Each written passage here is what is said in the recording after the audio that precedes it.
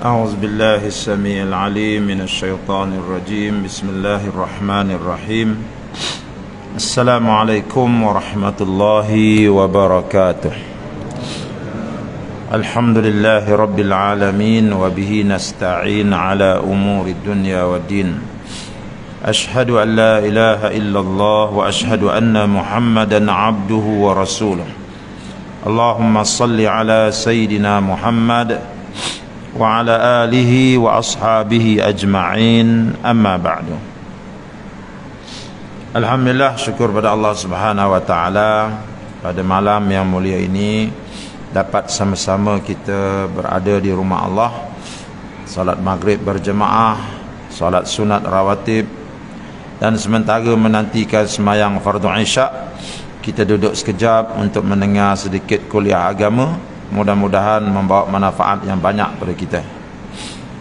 Pada malam ini kita nak belajar tentang salah seorang tokoh ternama yang disebut oleh Allah dalam Al-Quran. Tokoh ternama dalam Quran ni banyak, ya tu. Ada yang ternama kerana kesolehannya, seperti Nabi Muhammad sallallahu alaihi wasallam, Nabi Ibrahim, nabi-nabi semuanya. Ini tokoh-tokoh ternama kerana kesolehan mereka. Ada juga tokoh-tokoh ternama kerana kejahatan mereka. Ya, seperti siapa? Fir'aun, Haman, Qarun, ya. Ini tokoh-tokoh ternama juga, tetapi kerana kejahatan mereka. Ya. Jadi pada malam ini saya telah memilih salah satu tokoh selebriti yang terkenal dalam Al-Quran. Namanya Qarun. Namanya Qarun. Bulan depan insya-Allah kita bincang pasal Haman pula. Ya, sebab Firaun ini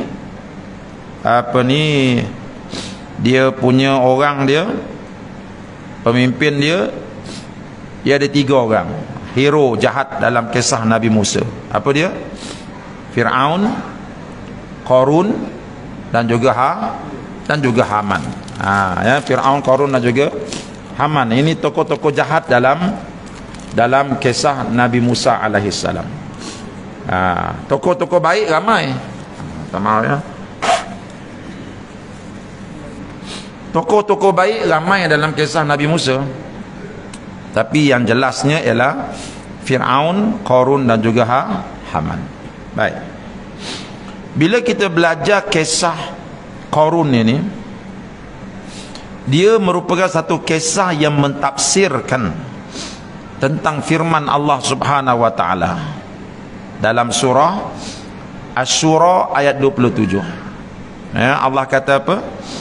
Walau basatallahu rizqa li'ibadihi labaghaw fil ardi walakin yunazzilu biqadarin ma yasha innahu bi'ibadihi khabirum basir. Allah kata apa?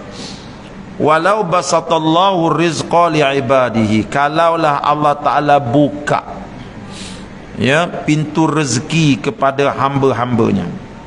Semua orang dia buka pintu rezeki, ya, petik aja dapat, petik aja dapat. Ya, nak duit tu macam pergi petik daun pokok ceri, ya. Tu.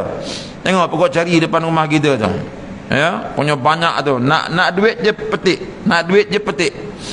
Allah kata kalau aku buat manusia macam tu, ya, semuanya nak duit dapat, semua nak emas dapat, la baghaw, nescaya mereka itu akan durhaka di atas muka bumi ni. Jaranglah orang dapat kaya raya ni jadi baik. Ya. Jarang sangat. Jadi Qarun ni Allah Subhanahu wa taala uji dia. Dia ada harta yang cukup banyak. Ya, nanti kita tengok, nanti Allah Taala ceritakan kepada kita. Qarun ini dia ada harta yang cukup banyak. Tetapi harta-hartanya itu tidak menjadikan dia dekat kepada Allah. Sebaliknya menjauhkan dia daripada Allah. Yang anehnya, Nabi Musa berperang dengan Fir'aun.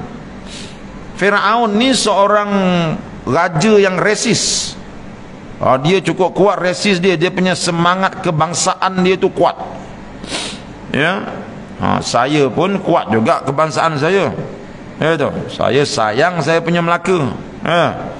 Pasti kalau Melaka lawan Selangor, saya sokong Melaka bola sepak. Tak mungkin saya sokong Selangor walaupun saya duduk di Selangor. Ya tu. Sebab ni darah yang dalam badan saya, darah Hang Tuah. Kata. Cuba jangan tonton orang Selangor lahir kat Sabak Bernam. Lahir kat dekat Dengkil, lahir kat Kelang. Orang Selangor, tentu kalau Selangor lawan Melaka, dia sokong Selangor. Sebab apa? Ini semangat kebangsaan. Ini bagus, tak ada masalah kan, ini bagus. Tapi masa bola sepak tu berjalan, kalau pemain Selangor dia bentisnya pemain Melaka sampai patah kaki, tuan-tuan tak boleh sokong lah pemain Selangor tu. Tak, sebab apa? Walaupun dia aku sokong Selangor, dia ni orang Selangor, tapi dia main bola tak betul. Orang suruh main bola, dia main kaki. Oleh itu aku tak sokong pemain nombor 10 ni, keluarkan dia. Kena macam tu. Tapi kalau tuan-tuan sokong Selangor, pemain Selangor ni dia bentisnya pemain Melaka sampai patah kaki, tuan-tuan sokong juga pemain Selangor, itu namanya asobiah. Itu namanya asobiah. Maknanya orang yang aku sayang, dia buat baik macam mana pun aku tetap sokong. Itu asobiah. Ini berdosa. Sekadar nak sokong kaum kita, sekadar nak sokong bangsa kita, tak ada masalah.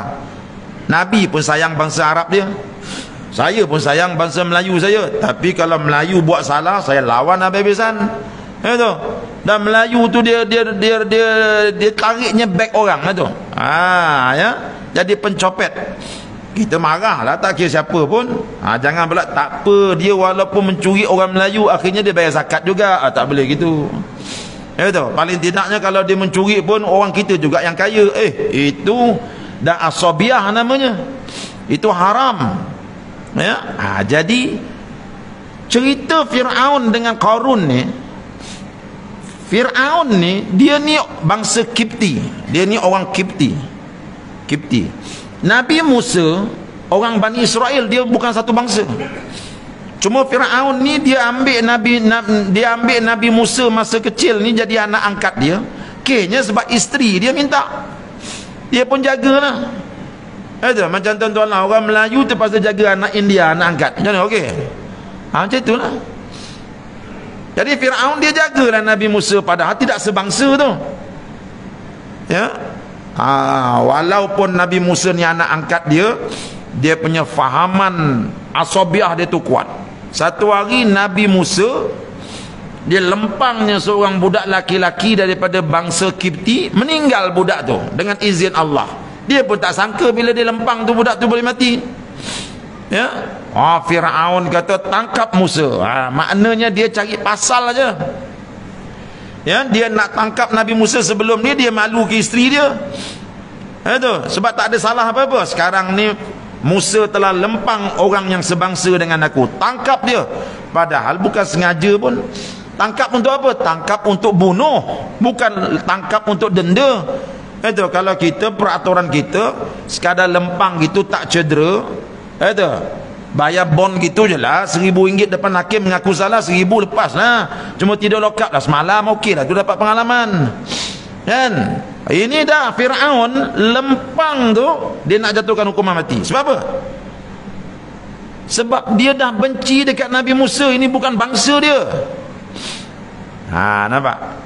Tapi yang peliknya, Qarun ni dia bukan satu bangsa dengan Fir'aun. Fir'aun dia adalah bangsa Kipti, Nabi Musa Bani Israel. Dia berperang kerana bangsa. Qarun ialah orang yang berbangsa Bani Israel. Dia dengan Nabi Musa satu bangsa. Tapi peliknya dia geng dengan Fir'aun, dia lawan Nabi Musa. Ya. Ini kenyataan ini disokong oleh Al-Quran. Kalau tuan-tuan buka dalam suratul Qasas ayat 76, Allah berfirman, Inna Qaruna kana min qaumi Musa fabagha alaihim.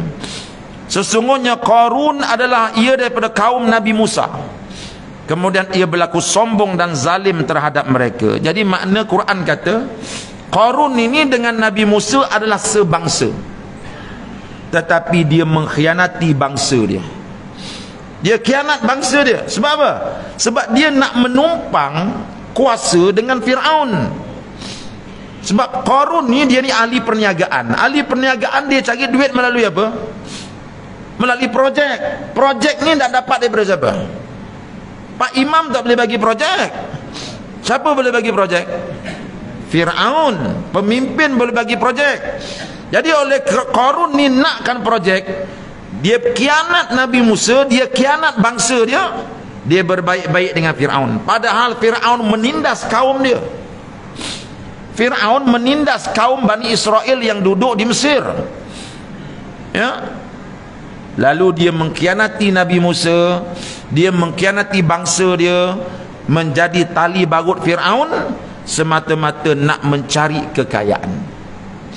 Ini contoh tokoh selebriti yang tak baik dalam Quran, yang ditonjolkan kepada kita supaya kita ni ambil iktibar. Janganlah kerana apa? Kerana duit, janganlah kerana pangkat kita sanggup melakukan pengkhianatan terhadap keluarga kita, terhadap bangsa kita. Jangan, ya.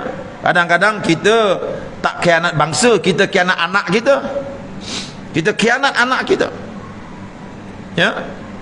Macam mana kita khianat anak kita? Kita kerja dekat pejabat, itu, ya.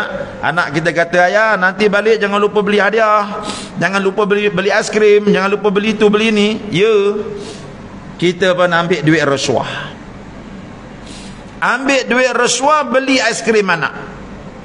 Kita telah khianat pada anak kita. Sebab apa? Duit rasuah tu duit haram. Kita sanggup membiarkan daging anak kita tumbuh daripada duit yang haram. Kita sanggup biarkan darah anak kita tu datang daripada sumber yang haram. Ini bapa yang khianat kepada anak dia. Ini khianat pada anak. Qarun ni dia khianat kepada bangsa dia. Nanti kita akan tengok dalam suratul Qasas bagaimana orang-orang soleh daripada kalangan Bani Israel pergi jumpa Qarun. Nasihat dia, apa yang kau buat ni wahai Qarun? Nanti kita akan tengok surah ini, ya. Kita pergi satu persatu. Wa atainahu minal kunuzi ma inna mafatihahu latanu bil usbati ulil quwwati idh qala lahu qaumuhu la tafrah innallaha la yuhibbul farihin. Dan kami telah mengurniakannya dari berbagai jenis kekayaan yang anak-anak kuncinya menjadi beban yang sungguh berat untuk dipikul oleh sebilangan orang yang kuat sasa. Jadi Allah Ta'ala beritahu kita, Qarun ini hartanya cukup banyak, tapi Allah kata banyak pun kami yang kurniakan, bukan dia. Dia dapat harta yang banyak tu kami yang kurniakan. Memang betul pun, siapa pun atas dunia ni dapat rezeki bukan kerana dia, kerana Allah yang beri, ya. Kita makan gaji kat pejabat tu memanglah kita yang menaip surat, memanglah kita buat kerja, tapi yang bagi kesihatan Allah, ya. Kalau Allah sakitkan kita, tak pergi pejabat kita, tak menaip kita, tak bekerja kita, tak dapat gaji kita. Sebab itu rezeki yang kita dapat datang dari Allah. Allah beritahu dalam ayat ini bahawa Qarun itu kaya, kami yang bagi rezeki dekat dia. Rezeki yang kami bagi itu punya banyaknya, kata Allah. Kalau dalam terjemahan yang ada depan saya ni, dia kata apa? Dia kata kekayaan yang anak-anak kuncinya menjadi beban yang sungguh berat untuk dipikul oleh sebilangan orang yang kuat sasa. Saya kurang bersetuju sedikit dengan terjemahan ini. Sebab apa? Terjemahan ini datang daripada riwayat Israiliyat, ya. Kita biasa dengar yang Fir'aun pula, Qarun ini kunci gedung dia itu punya banyak sampai dipikul oleh 70 ekor unta. Ini tidak ada dalam riwayat-riwayat Islam. ia datang daripada riwayat-riwayat Israiliyat. Tidak ada. Yang ada dalam Quran dia kata apa? Yang ada dalam Quran dia kata inna mafatihahu, sesungguhnya mafatih ini dibahas oleh ulama, bukan anak kunci. Bukan anak kunci. Sebab dalam bahasa Arab anak kunci dipanggil miftah. Mim tu baris bawah, miftah. Jamak dia punya plural mafatih. Miftah sebatang anak kunci, mafatih anak kunci. Ya, anak kunci. Jadi jamak kepada anak kunci, plural kepada anak kunci adalah mafatihu. Ejaan dia min fa'alib tayaha. Sedangkan dalam ayat ini perkataan mafatih ini tidak ada ya. Mim fa'alib taha. Kalau tuan-tuan ada Quran, cuba buka tengok. Ya, dia bukan tulis tayaha, dia tulis taha, mafatih. Plural kepada miftah bukan mafatih. Plural kepada miftah ialah mafatih. Ada ya.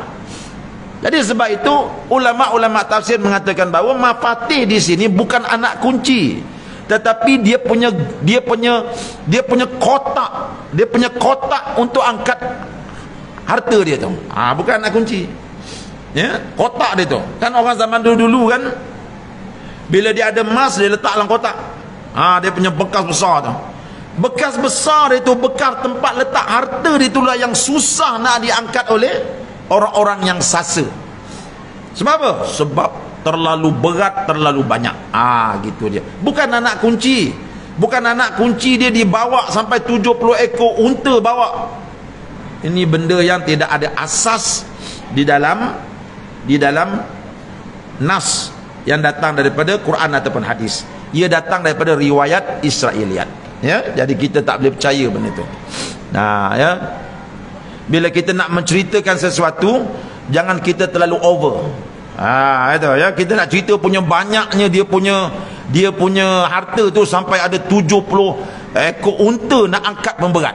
Tak boleh angkat. Jadi kita fikir banyak mana tu harta dia tu. Kan? Ya, jadi kunci takkan unta tak boleh nak angkat. Jadi sebenarnya ditafsirkan oleh ulama-ulama Islam, mafatih adalah bukan anak kunci tetapi kotak-kotak yang menyimpan harta-harta dia itu. Itu yang susah nak diangkat oleh orang-orang yang sasa badannya. Mana dibawa orang sasa ni, orang sasa nak angkat pun tak boleh. Sebab apa? Terlalu banyaknya, beratnya harta dia itu. Dalam tu dengan duit emasnya, dengan cawan emasnya, dengan gelang emasnya, sebagai satu gambaran bahawa dia kaya. Dia tu kaya. Jadi nak ceritanya bahawa Allah Ta'ala kata, aku berikan kepada Qarun ini nikmat yang cukup besar, yang cukup banyak. Apa dia? Harta kekayaan. Sehingga banyak sangat harta dia. Ya. Jadi banyak harta tak apa. Ya, saya nak Abdul Rahman bin Auf pun banyak harta, tetapi dia ada harta dan dia ada iman. Qarun dia ada harta tetapi dia tidak ada iman. Itu perbezaan dia, ya. Jadi dalam ayat ni dia kata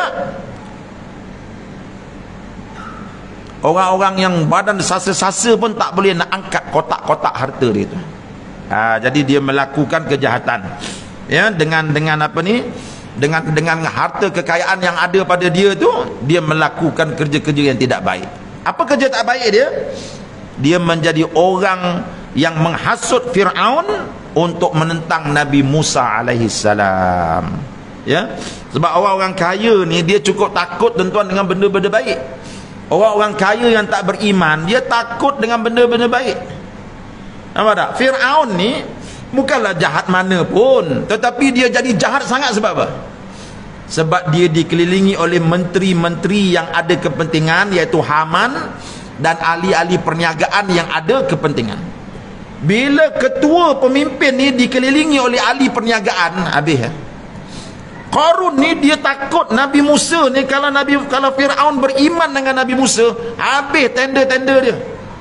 Betul? Habis lah, dia kata habis aku punya bisnes. Itu. Mungkin agaknya bisnes dia benda-benda yang tak halal, contohnya judi. Itu dia agaknya toke toto. Besok kalau menang Nabi Musa, habis ditutup ni, habis bisnes aku. Sebab itu dia pun hasut Firaun. Firaun, kau kena lawan dia ni, jangan bagi muka dengan orang macam ni. Itu. Ya, kau jangan bagi muka dengan ni. Ini kerja Qarun. Firaun ni pula, dia terpaksa jaga Qarun. Sebab apa? Sebab dia nak hidup mewah dengan sponsor daripada ahli perniagaan. Saya tolong awak, awak tolong saya. Lu tolong gua tolong lu. Kan? Jadi Qarun desak dia, kau kena buat sesuatu. Jangan biarkan Musa tu senang-senang aja berdakwah, ajak orang ikut agama dia. Nanti kau juga yang akan susah. Jadi Qarun ni dia tak fikir panjang. Dia dengar cakap penasihat dia aja. Ya. Dengar cakap penasihat dia. Itulah kejahatan Qarun. Sebab itulah tuan-tuan, nak jadi kaya ni bukan mudah. Itu. Bila dah jadi kaya ni, takut-takut kita akan ditarik, akan diheret oleh nafsu kita, oleh syaitan kita. Akhir sekali kita buat benda-benda yang tak elok. Cukuplah sekadar yang Allah bagi ni, okey dah ni. Itu ya. Dengan sikit yang kita dapat ni, maghrib ada dekat surau. Ada dekat surau. Malam Jumaat penuh, ya. Alhamdulillah. Tapi kalau dah kaya sangat macam Firaun dengan Qarun, malam Jumaat kat mana? Kat Genting Island. Itu. Dah tak ada dah, ya. Jadi ini yang berlaku kepada Qarun. Baik. Jadi Qarun ni tuan-tuan, dia orang Bani Israel, dia ni orang baik. Tapi bila dia dah terlibat dengan dunia perniagaan, dia dah rasa sedap dengan kekayaan, dia kena kejutan budaya. Itu. Jadi dia takut kehilangan kekayaan dia. Sebab itu dia gunakan Firaun supaya lawan Nabi Musa habis-habisan, supaya dia dapat kekalkan kekayaan dia.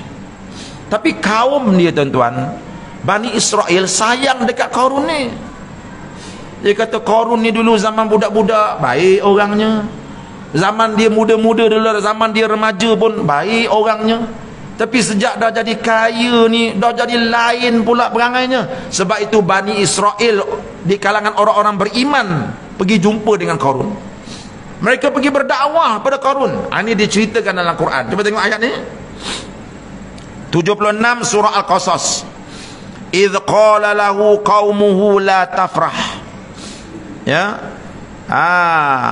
Tak terkala kaumnya berkata kepadanya, la tafrah, janganlah engkau bermegah-megah dengan kekayaanmu. Qarun, la tafrah, jangan kau bermegah dengan kekayaan kau. Innallaha la yuhibbul farihin. Allah tidak suka kepada orang-orang yang bermegah-megah, berlagak seperti kamu ni.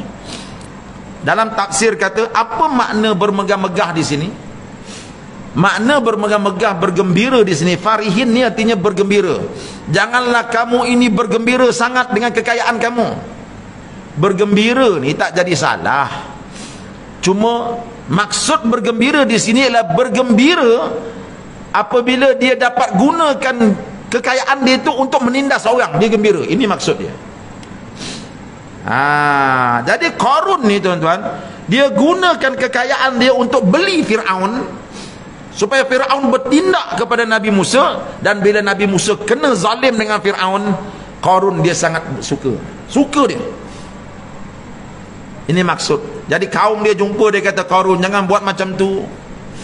Jangan kau gembira sangat bila kau berjaya menyakiti orang dengan kekayaan kau tu.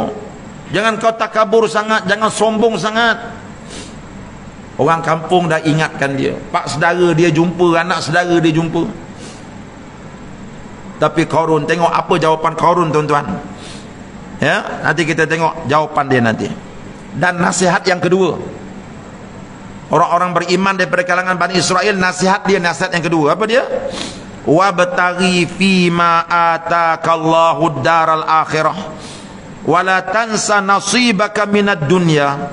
Dan tuntutlah dengan harta kekayaan yang telah dikurniakan Allah kepadamu akan pahala dan kebahagiaan hari akhirat, dan jangan engkau melupakan bahagianmu, ini keperluan dan bekalanmu dari dunia.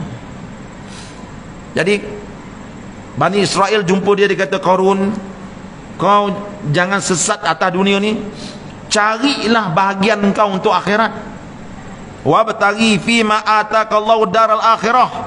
Ya, tuntutlah dengan harta kekayaan yang telah dikurniakan Allah kepadamu akan pahala dan kebahagiaan di akhirat. Ni harta yang kau ada ni, gunakan untuk cari akhirat. Jangan kau gunakan harta kau ni untuk buat nyanyi ke orang, bantu dakwah, tolong Nabi Musa. Nabi Musa tu orang kita, satu bangsa dengan kau. Nampak tuan-tuan? Kaum dia nasihat, kau ni orang kaya, kaya tak jadi masalah, tapi gunakan kekayaan kau untuk buat benda baik, untuk buat pahala di akhirat. Tetapi engkau jangan lupa sedikit bahagian untuk kau di atas dunia ni. Maknanya harta yang kau ada tu gunakan untuk cari akhirat, tapi tak salah kalau kau gunakan sikit untuk keseronokan atas dunia ni. Ada harta infak buat masjid, ada harta tolong dakwah sana, tolong sekolah tahfiz sini, tapi tak salah kalau sedikit harta tu kau gunakan untuk pergi berjalan. Itu sekali-sekala bawa anak pergi Sweden. Mana je pergi Sweden itu, ya? Sebab nak pergi umrah pun dah 75 kali pergi. Itu mana je saja saya nak pergi negara Balkan, nak tengok negara Balkan ni, tengok apa jadi. Itu tak apa, pergi. Sebab apa? Sebab sebahagian daripada harta dia telah guna untuk akhirat. Dan tak apa sedikit daripada yang kau gunakan untuk cari nikmat dunia. Boleh? Itu tukar kereta, boleh tukar kereta. Dia dah pendapatan dia satu bulan 10 juta, tak salah itu kalau dia nak tukar kereta besar. Ya, tukar tak apa. Sebab apa? Sebab sebahagian daripada harta dia telah guna untuk agama Allah. Tidak jadi masalah. Ini nasihat kaum dia. Ya. Inilah kita tengok cerita para sahabat Nabi kita Muhammad sallallahu alaihi wasallam, tuan-tuan. Yang miskin-miskin ni ketika berlaku perang Tabuk, Nabi buat iklan, siapa di kalangan kita yang nak infakkan harta ke jalan Allah, sebab kita kekurangan dana ni. Yang kaya-kaya daripada kalangan sahabat datang, ya Rasulullah, ini suku daripada harta aku ambil, orang kaya. Yang ni pula, ya Rasulullah, separuh daripada harta aku ambil. Datang Sayyidina Abu Bakar, ya Rasulullah, semua harta aku ambil untuk jalan Allah. Orang kaya-kaya dia bagi semua harta pun, semua harta habis hari tu, besok pagi tumbuh balik, betul tak? Payment yang belum masuk tu besok datang semua.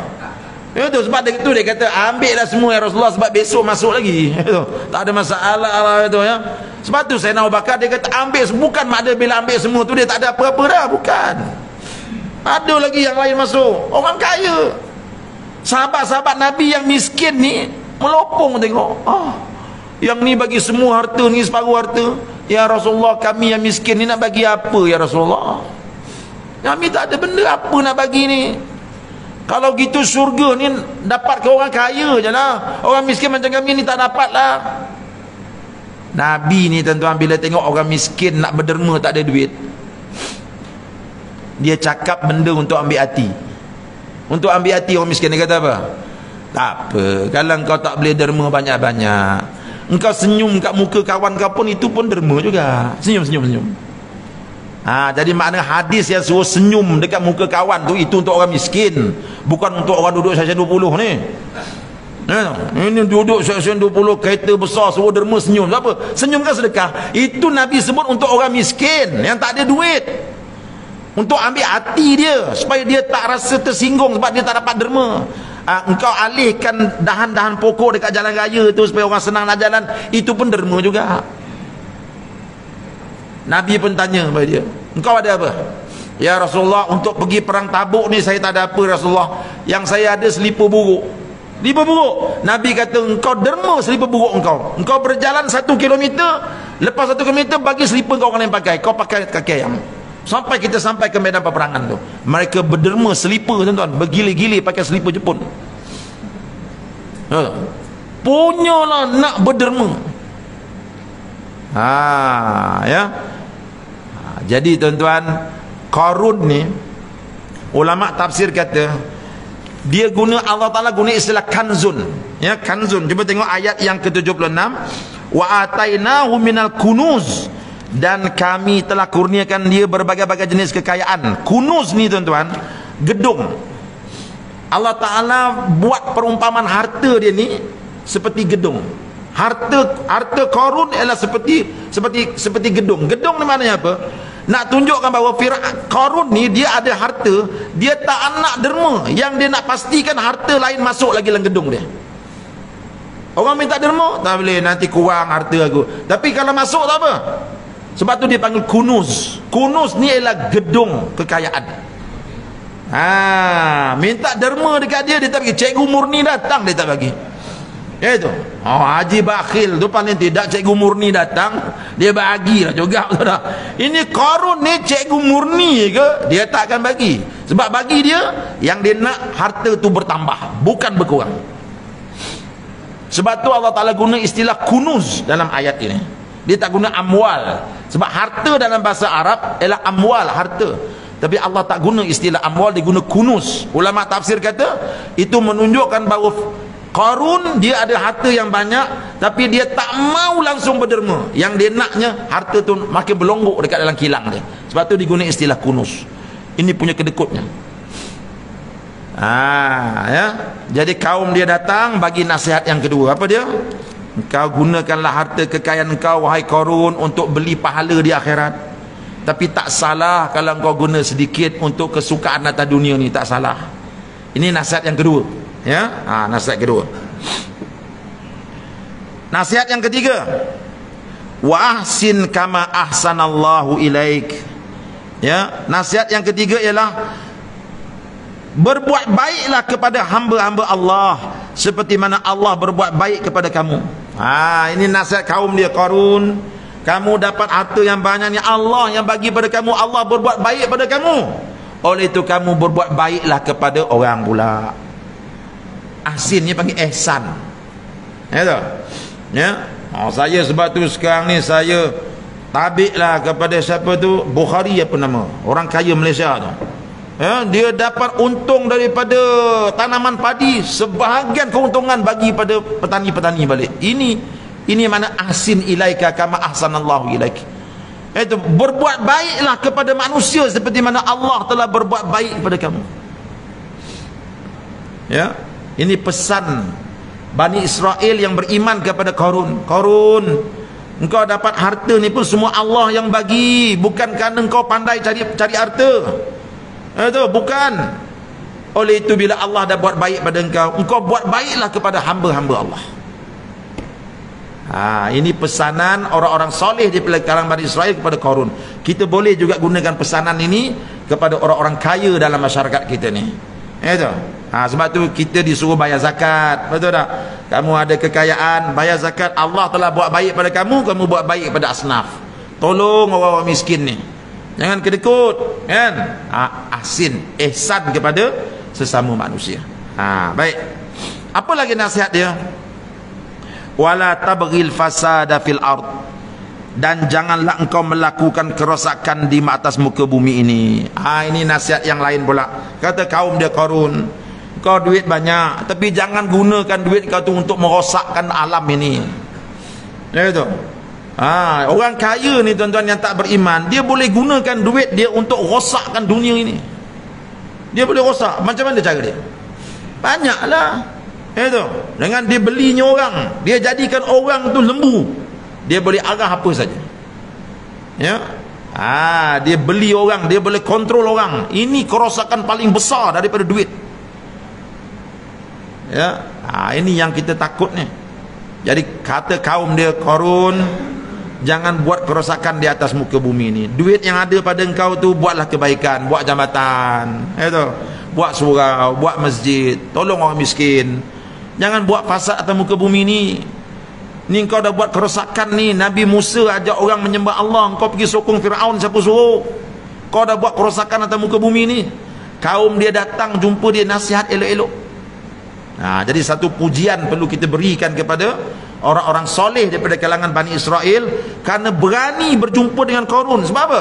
Sebab mereka sayang dengan Qarun ni. Sebab Qarun ni dulu orang baik, tetapi harta telah mengubah Qarun jadi jahat seperti itu. Bagi mereka, mereka perlu dakwah Qarun. Dia nak berubah tak berubah, itu hal dia. Tapi kita sayang pada dia, nasihat dia. Ya, jangan buat kerosakan di atas muka bumi ini.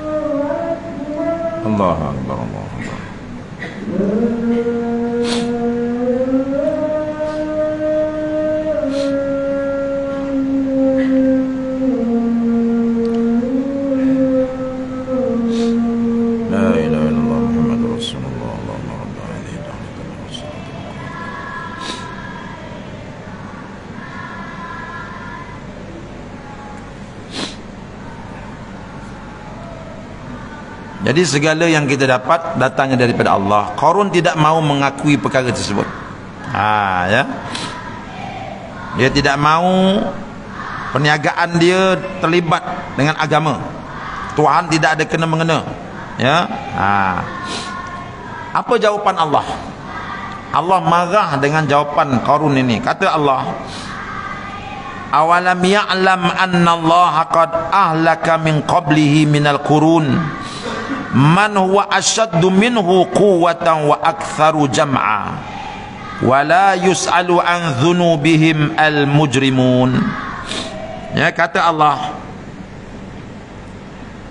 kalaulah Qarun itu orang yang bijak pandai, tidaklah ia mengetahui dan pandai memahami bahawa Allah telah membinasakan sebelumnya dari umat-umat yang telah lalu orang yang lebih kuat daripadanya dan yang lebih banyak mengumpulkan harta kekayaan. Dan ingatlah, orang yang berdosa apabila diseksa tidak lagi ditanya tentang dosa-dosa mereka, karena Allah sedia mengetahuinya.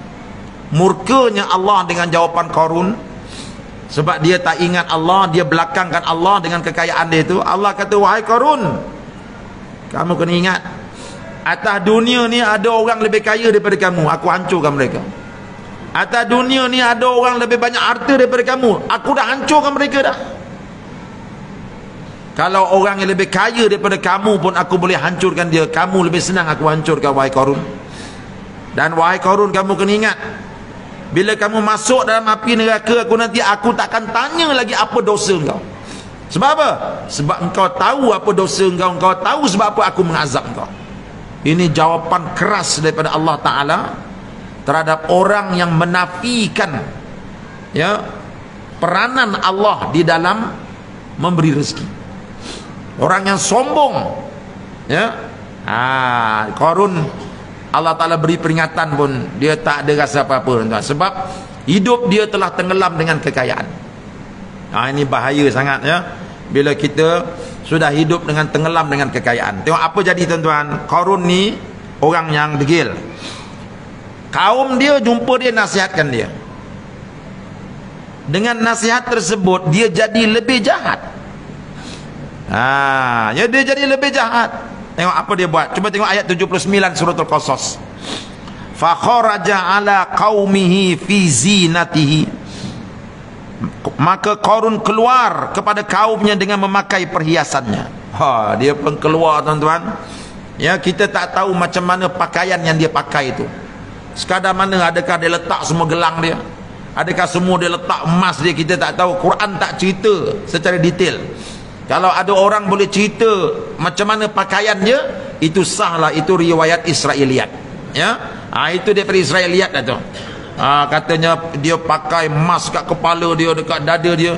Quran tak cerita. Cuma Quran cerita bahawa dia keluar tu, dia pergi jumpa kaum dia. Kamu datang nasihat aku, ya, ya, kamu kata gini-gini. Dia keluar dengan pakaian dia yang paling cantik, tuan-tuan. Dia bawa segala kemewahan dia, dia jalan depan kaum dia, tunjukkan kekayaan dia kepada orang ramai. Ya, nak cerita bahawa apa? Aku walaupun tak ingat Tuhan tapi aku kaya. Kamu ingat Tuhan pun kamu tak kaya macam aku.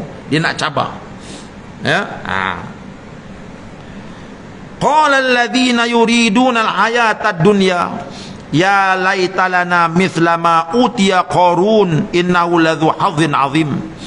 Pada saat itu berkatalah orang-orang yang semata-mata inginkan kesenangan dunia, alangkah baiknya kalau kita ada kekayaan seperti yang didapati oleh Qarun. Sesungguhnya dia adalah seorang yang bernasib baik. Bila Qarun pakai baju dia yang cantik, bawa harta yang banyak tu, orang-orang yang hatinya bersarang dunia, yang fikirannya sentiasa fikir duit, tidur pun fikir duit, dia tengok tu, Allah, beruntungnya Qarun, kamu jadi orang kaya, untungnya kamu dzu hadzin azim. Artinya beruntung kamu jadi orang kaya, alangkah eloknya kalau kami jadi kaya macam Qarun juga. Ini untuk orang-orang yang hatinya penuh dengan dunia. Bila tengok Qarun, dia terpegun dengan kekayaan Qarun dan bercita-cita nak jadi macam Qarun. Macam kita lah kan, naik kereta kancil, pagi tadi orang mujur, orang tolong tolak, kalau tidak tak hidup, Ya, sampai dekat traffic light tu, sebelah kita Alphard. Berkilat dindingnya. Dia punya rim pun berkilat. Belum sempat Alphard sebelah ni satu lagi. Volvo pula tu. Tengok berkilat, kita pun tengok. Hinanya aku bawa kancil. Itu. Allah, alangkah baiknya kalau aku jadi macam orang ni. Dia tak tahu orang dalam Alphard tu kata apa. Alangkah baiknya kalau aku pakai kancil je. Sebab apa? Bank tak kejar aku. Ni tiap-tiap bulan bank kejar aku. Itu.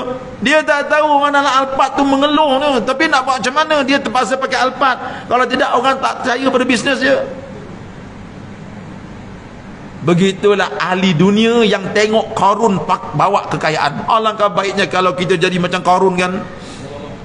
Dia tak tahu bahawa bukan semua orang duduk dalam istana kayangan orang itu bahagia.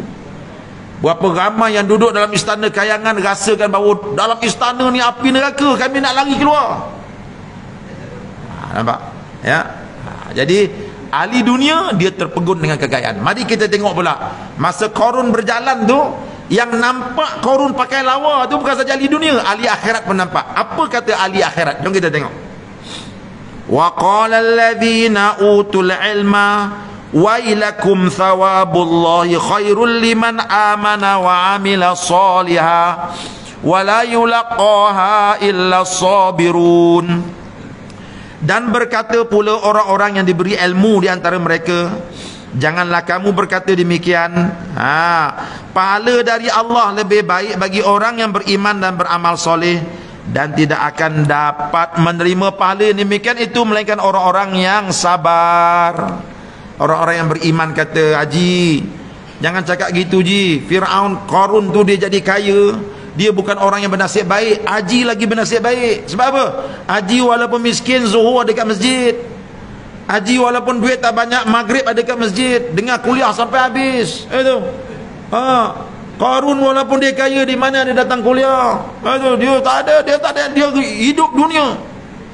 Itu. Haji walaupun miskin, dia perompak tak teringin nak umpil rumah haji. Perompak umpil rumah siapa? Rumah orang kaya tu. Haji beruntung je. LSDN tak cari haji. Orang tu LSDN kejar dia. Jadi orang miskin ni dia fikir, aku malah sebenarnya yang kaya tu lagi pening kepala. Tak cari tanyalah orang kaya-kaya kat sini. Tahu? Cara duduk tu kita kenal, cara sandar tu kita kenal, dia kaya ke tidak. Jadi orang-orang yang berilmu kata apa? Jangan kau tengok Qarun tu kaya kan, senang. Belum tentu lagi engkau lagi bertuah. Sebab engkau dapat berjalan dengan Nabi Musa, dengar taklimat daripada Nabi Musa, engkau beriman pada Nabi Musa, engkau takutkan Allah. Ini lebih beruntung. Bagi orang beriman, mereka rasa mereka lebih beruntung.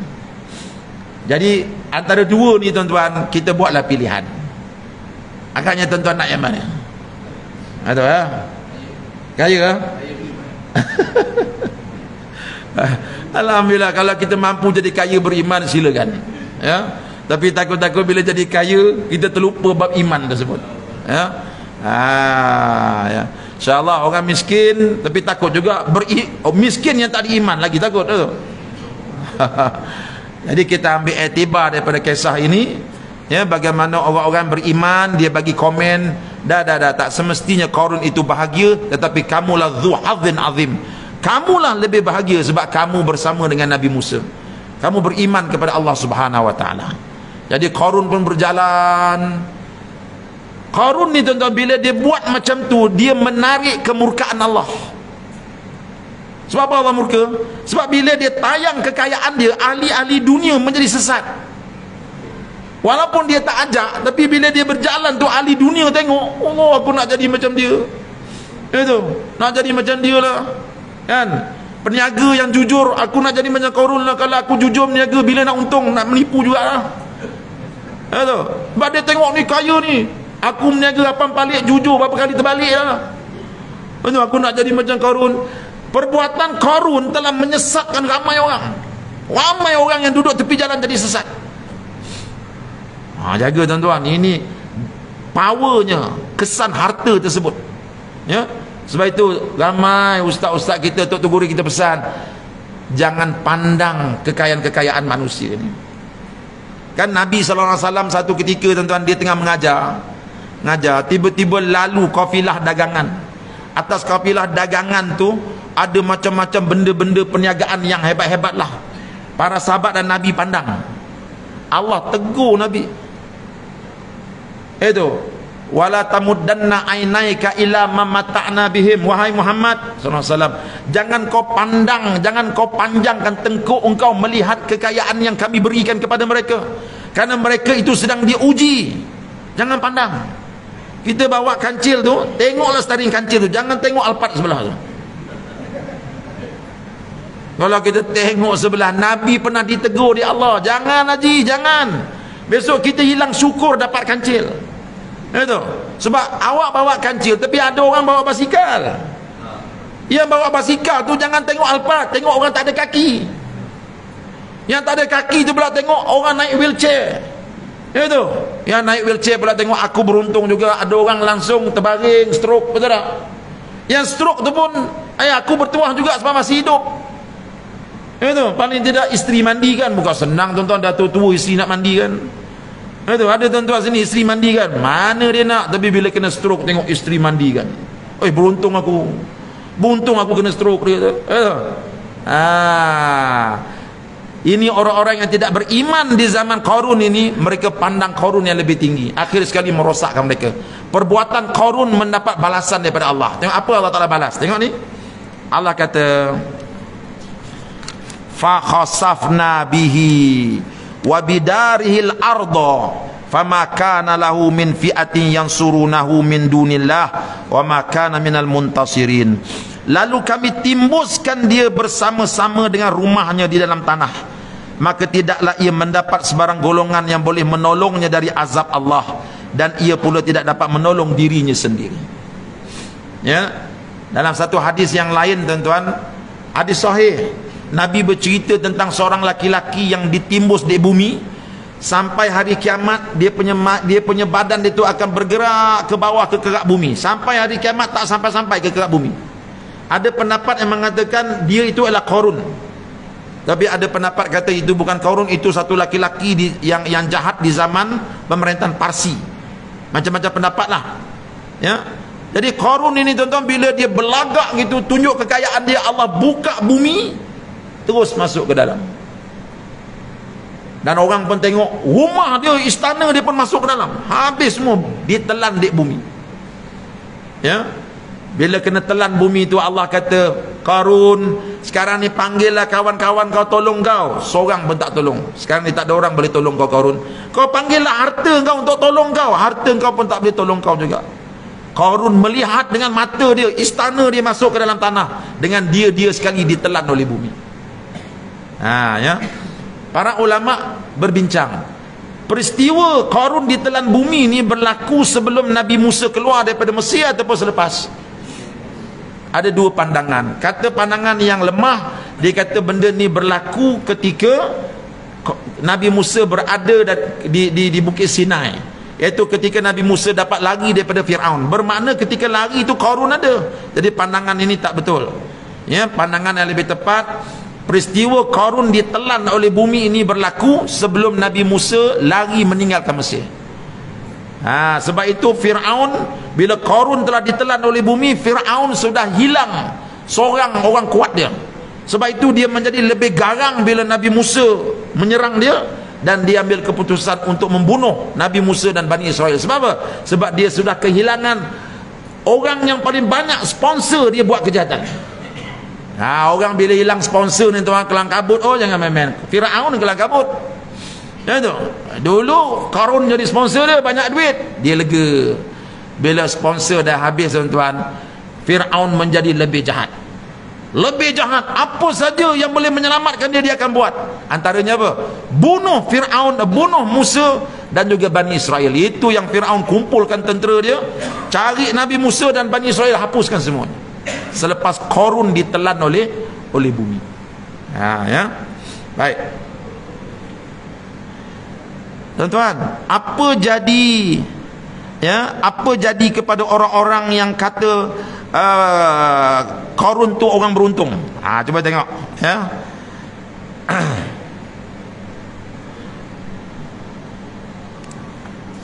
Orang-orang yang kata Fir'aun itu beruntung tuan-tuan, bila mereka tengok tu, mereka bertaubat kepada Allah Subhanahu wa taala, dan mereka mula melihat bahawa sebenarnya tak ada apa-apa pun pada kekayaan yang ada kepada Qarun tersebut. Bila azab Allah datang, semuanya ditinggalkan, ya. Wa asbahal ladzina tamannau makanahu bil ams yaquluna wa ka'anna Allah yabsutur rizqa liman yasha'u min ibadi wa yaqdir laula anna manallahu alaina la khasafa bina wa ka'annahu la yuflihul kafirun. Tengok apa kata ahli dunia. Ahli dunia ni bila tengok Qarun tu tenggelam, apa kata mereka? Dan orang-orang yang ada pada masa dahulu bercita-cita mendapat kekayaan seperti Qarun mula sedar sambil berkata, wah, sesungguhnya Allah memewahkan rezeki bagi sesiapa yang dikendakinya daripada hamba-hambanya, dan dialah juga yang menyempitkannya. Kalau tidak kerana Allah memberi pertolongan kepada kita, tentulah kita akan diminasakan dengan tertimbus dalam tanah seperti Qarun. Aduhai, sesungguhnya orang-orang yang kufur nikmat Allah itu tidak akan berjaya. Barulah ahli dunia ni tengok, nasib baiklah kita tak jadi kaya macam Qarun kan. Untunglah kita ni hidup sekadar yang ada. Sebab apa? Kalau kita jadi macam Qarun kaya, kita pun akan jadi takabur macam dia. Syukurlah dengan apa yang Allah beri, kita masih lagi berada dalam keadaan beriman kepada Allah. Baru mereka sedar bahawa zu hadzin azim, orang yang beruntung itu ialah orang yang beriman kepada Allah, bukan orang yang memiliki harta dan kuasa yang besar tetapi sombong di hadapan Allah Subhanahu wa taala, ya. So ini cerita Qarun yang Allah Taala abadikan di dalam Quranul Karim untuk kita baca dan untuk kita ambil iktibar, ya, ambil iktibar supaya kita tidak mengulangi kesilapan yang dibuat oleh Qarun dan teman-temannya. Ya. Jadi Qarun orang jahat, jadi jangan namakan anak kita dengan nama Qarun, ya. Kan dia tengok mentah-mentah nama tu ada dalam Quran, elok juga Qarun. Ya, ini Qarun selebriti jahat dalam Quran. Firaun pun selebriti jahat juga. Haman pun jahat juga. Nanti bulan depan insya-Allah kita akan bercerita tentang Haman pula. Apa cerita Quran tentang Haman? Kalau Qarun ahli perniagaan yang telah merosakkan Firaun, Haman pula ialah ahli politik yang telah merosakkan Firaun. Firaun dia tak jahat sangat pun. Kalau dia jahat, takkanlah dia sanggup ambil Nabi Musa yang masih baby tu hanyut dalam sungai buat anak angkat dia. Firaun dia masih lagi baik, tetapi dia jadi jahat ni tuan-tuan sebab dua orang ini. Seorang ahli businessman yang ajar dia buat jahat, seorang lagi penasihat dia, menteri yang jahat bernama Haman. Dan ada seorang lagi tuan-tuan yang dicerita oleh Quran, insya-Allah kita akan ceritakan siapa dia. Keluarga Firaun yang sudah banyak mendapat bantuan daripada Firaun, yang sudah mewah kerana Firaun itu mewah, mereka ini juga mendorong Firaun untuk jadi jahat. Sebab Firaun ni dia bagi jawatan kepada keluarga dia. Keluarga dia pula bila dapat jawatan jadi pengarah sana pengarah sini, kalau jatuh Firaun kita pun jatuh. Oleh itu mereka sama-sama ajak Firaun, kau kena bunuh Musa. Sebab apa? Sebab dia nak pertahankan jawatan mereka. Jadi keluarga Firaun, pak saudara dia, sepupu sepapat dia pun jahat juga, yang menyebabkan Firaun jadi jahat. Itu, ya. Jadi sejarah itu akan berputar. Ya. Watilkal ayami nudawiluha bainan nas, kata Allah. Manusia, sejarah yang berlaku pada zaman dahulu aku akan putarkan balik. Dia akan terjadi pula di zaman kamu. Saya pun tak tahulah terjadi ke belum itu. Saya baca kisah Firaun je. Ya, tuan-tuanlah bagi jawapannya. Ya. Gitu. Ya. Jadi tuan-tuan itu saja. Balik jangan lupa rujuk suratul Qasas. Ya, kalau tuan-tuan nak rujuk lagi sekali, saya boleh bagi ayatnya. Surah Qasas bermula ayat 76 sampai ayat 83. Baca balik insya-Allah. Kalau boleh ada kitab tafsir dekat rumah, baca balik. Belilah salah satu kitab tafsir, umpamanya tafsir Al-Azhar karangan Abuya Hamka, ya, baca tafsir dia, insya-Allah kita dapat banyak lagi maklumat-maklumat yang penting untuk kita ketahui, ya. So itu saja. Maaf kerana terlebih masa. Aku lu qauli hadza wa astaghfirullahal azim li wa lakum. Assalamualaikum warahmatullahi wabarakatuh. Bismillahirrahmanirrahim. Alhamdulillahi rabbil alamin, wassalatu wassalamu ala rasulil amin wa ala alihi wa ashabihi ajma'in. Allahumma nawwir qulubana binuri hidayatika kama nawwartal arda binuri syamsika abadan abada. Ya Allah, terangkanlah hati kami dengan cahaya hidayah darimu, seperti mana engkau telah terangkan dunia ini dengan cahaya mataharimu. Rabbana atina fid dunya hasanah wa fil akhirati hasanah wa qina azaban nar. Walhamdulillahi rabbil alamin. Taqabbalallahu minkum.